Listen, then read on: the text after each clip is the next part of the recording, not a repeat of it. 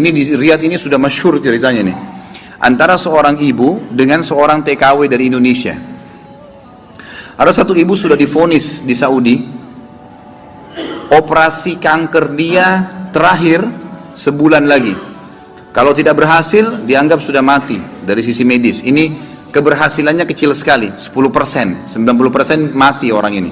Sebulan lagi menurut ilmu medis.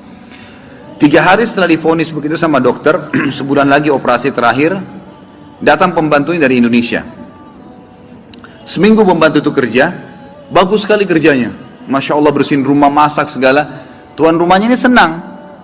Tapi selama dia kerja seminggu, ada satu perilaku TKW ini, pembantu ini, yang selalu membuat tuannya mau nanya macamnya tapi nggak enak. Akhirnya setelah seminggu itu ditanya, ternyata dia kalau siang hari, habis selesaikan kerjaan semua, habis siapin makan, dia masuk kamar mandi, lama di kamar mandi pembantu ini. Nggak tahu buat apa gitu. Pas dia keluar dari kamar mandi, setelah seminggu ditanya sama majikannya, maaf saya mau tanya, kenapa kamu ini setiap masuk kamar mandi, lama, ngapain gitu kan. Langsung nangis tiba-tiba TKW itu menangis, pembantu itu menangis. Dia tanya kenapa kamu nangis, dia bilang ceritanya begini sebenarnya. Sebelum saya berangkat ke Saudi di Riyadh ini, 12 hari, ya sebelum saya berangkat ini, 12 hari sebelumnya saya baru melahirkan. Dan saya punya bayi di Indonesia. Saya lagi susuin. Nah saya tinggalkan karena keadaan ekonomi. Terpaksa saya tinggalkan. Visa sudah keluar, saya melahirkan, saya berangkat.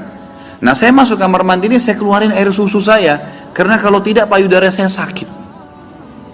Coba, kalau antum dengar keluhan seperti ini dari pegawai, dari staf, dari orang, apa yang antum lakukan? Perhatikan perilakunya muslimah ini, ya. Majikannya buat apa? Ini ternyata menjadi penyebab penyakitnya hilang. Apa yang dia buat? Dia bilang baiklah, sambil dia nangis, dia dengar ceritanya, dia bilang baiklah. Dia masuk, gajinya itu 800 real per bulan. Tuannya ini kebetulan punya duit di rumahnya, diambil dikali 24 bulan, 2 tahun. Ini kurang lebih ya, sekitar 20.000 real sekian, 50 juta rupiah. Dikasih pembantunya, ini uang kamu ambil. Besok saya belikan kamu tiket pulang ke Indonesia. Anggap kau sudah kerja 2 tahun. Pembantunya bilang, nggak apa-apa. Dia bilang, nggak apa-apa.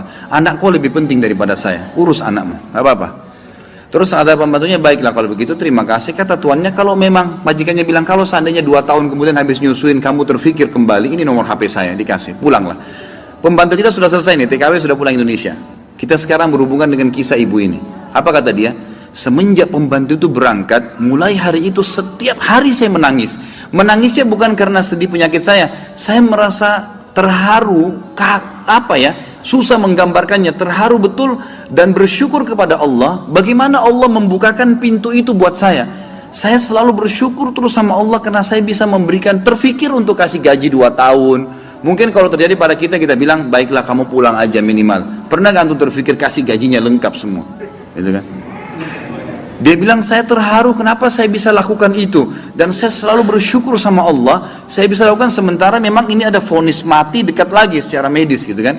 Dia bilang, tiap hari saya menangis. Dan setiap kali saya menangis, saya merasa ada satu kepuasan dan keadaan saya lebih baik. Ringkas cerita, tiba masa operasi, ditelepon rumah sakit, disiapin semuanya alat operasi. Ini sudah jelas akan menemui ajal kalau secara medis. Tiba di rumah sakit, dicek sebelum operasi, dokternya duduk setelah cek di kursi lalu bertanya, kamu berobat kemana sebulan ini?